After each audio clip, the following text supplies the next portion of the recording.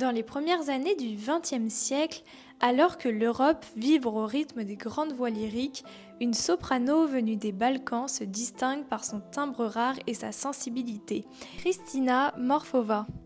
Née en 1887 en Bulgarie, à une époque où l'opéra est encore un art réservé à une élite, Kristina Morfova s'impose peu à peu comme une interprète d'exception. Très jeune, elle révèle un don singulier pour le chant.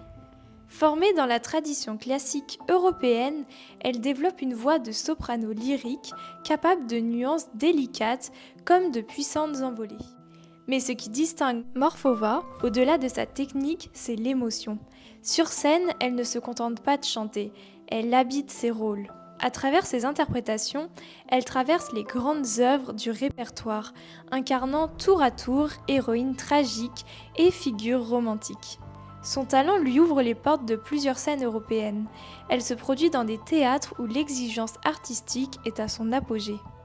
Pourtant, comme beaucoup d'artistes de son époque, son nom ne franchit pas toujours les frontières de manière durable. Le début du XXe siècle est marqué par des bouleversements historiques majeurs, les guerres, les transformations politiques, autant d'événements qui redessinent aussi le paysage culturel. Dans ce contexte instable, la carrière de Kristina Morfova se construit avec détermination, mais reste en partie dans l'ombre des grandes divas occidentales. Elle poursuit néanmoins son art avec passion, fidèle à une exigence musicale rigoureuse. Kristina Morfova s'éteint en 1936, laissant derrière elle le souvenir d'une voix singulière, aujourd'hui méconnue.